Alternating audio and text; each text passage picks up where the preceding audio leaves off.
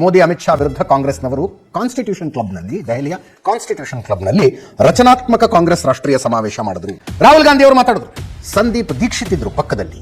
ಅವರನ್ನು ಅಪ್ಪಿಕೊಳ್ಳುವ ಮೂಲಕ ಇದೇ ವಿದೇಶಾಂಗ ನೀತಿಯಾಗಿದೆ ನಮ್ಮದು ಅಂತ ಸಂದೀಪ್ ದೀಕ್ಷಿತ್ ಒಂದು ಮಾತು ಹೇಳ್ತಾರೆ. ನೆಲೂನಿ ಅನ್ಕೊಂಡು ಏನು ನಾನು ತಪ್ಕೊಂಡಿಲ್ಲ ತಾನೆ. ಇದು ರಾಷ್ಟ್ರೀಯ ಕಾಂಗ್ರೆಸ್ಸಿನ ರಚನಾತ್ಮಕ ಸಮಾವೇಶ.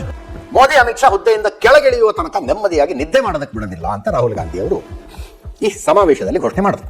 ಇದನ್ನು ಮಾಡುವ ಮೂಲಕ ಅವ್ರನ್ನ ನಿದ್ದೆ ಮಾಡೋದಕ್ಕೆ ಬಿಡೋದಿಲ್ಲ ಅನ್ನುವ ಯೋಜನೆ ಕಾಂಗ್ರೆಸ್ನಲ್ಲಿದ್ರೆ ಆಲ್ ದ ಬೆಸ್ಟ್, ಒಳ್ಳೆಯದಾಗಲಿ.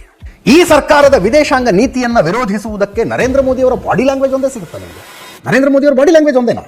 ವಿದೇಶಾಂಗ ನೀತಿ ಏನಾಗಿದೆ, ಯಾವ ದೇಶದ ಜೊತೆಗೆ ನಮ್ಮ ಸಂಬಂಧಗಳು ಏನಾಗಿದ್ದಾವೆ, ಮನಮೋಹನ್ ಸಿಂಗ್ ಅಥವಾ ಈ ಹಿಂದಿನ ಪ್ರಧಾನಮಂತ್ರಿಗಳು ನಮ್ಮ ಪಕ್ಷದವರಿದ್ದಾಗ ಎಷ್ಟು ಒಳ್ಳೆ ಸಂಬಂಧಗಳಿದ್ವು, ಅದರ ಬಗ್ಗೆ ಮಾತಾಡಿದ್ರೆ ಅದನ್ನ ಒಂದು ರಚನಾತ್ಮಕ ವಿರೋಧ ಪಕ್ಷ ಅಂತ ಕರೀತಾರೆ. ಅಮೆರಿಕ ಜೊತೆ ನಮ್ಮ ಸಂಬಂಧಗಳು ಎಷ್ಟು ಚೆನ್ನಾಗಿದ್ವು, ನಾವು ಇಷ್ಟು ಟ್ರೇಡ್ ಮಾಡಿದ್ವಿ, ನಿಮ್ಮ ಕಾಲದಲ್ಲಿ ಟ್ರೇಡ್ ಬಿದ್ದು ಹೋಗಿದೆ, ನಾವು ಇಷ್ಟು H-1B ವೀಸಾ ನಮ್ಮ ಕಾಲದಲ್ಲಿ ಕೊಡ್ತಿದ್ರು, ಈಗ ಅದು ಕಡಿಮೆ ಆಗಿದೆ, ನಮ್ಮ ಕಾಲದಲ್ಲಿ ಅಮೆರಿಕದ ಅಧ್ಯಕ್ಷರು ಇಷ್ಟು ಸಲ ಭಾರತಕ್ಕೆ ಬಂದಿದ್ರು, ನಿಮ್ಮ ಕಾಲದಲ್ಲಿ ಬಂದೇ ಇಲ್ಲ ನೋಡಿ.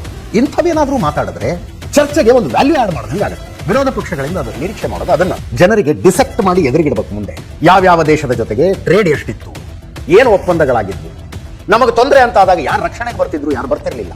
ವಿದೇಶಾಂಗ ನೀತಿ ಹಾಳಾಗಿದೆ ರೀ, ಚೆನ್ನಾಗಿದ್ದಿದ್ರೆ ಅಮೆರಿಕದವರು ಇರಾನ್ ಮೇಲೆ ದಾಳಿ ಮಾಡಿದಾಗ ನಾವು ಇನ್ನೂ ಸಮಸ್ಯೆ ಆಗದಂಗೆ ನೋಡಿಕೊಳ್ಳಬಹುದಾಗಿತ್ತು. ಇಂಥವನ್ನು ಮಾತಾಡಿದ್ರೆ ಜನರನ್ನ ಬೆಟರ್ ಡಿಸಿಷನ್ಗೆ ಇಕ್ವಿಪ್ ಮಾಡದಂಗೆ ಆಗುತ್ತೆ. ವಿರೋಧ ಪಕ್ಷ ಉತ್ತಮ ಆಯ್ಕೆಗೆ ಜನರನ್ನ ಸಶಕ್ತಗೊಳಿಸಬೇಕು.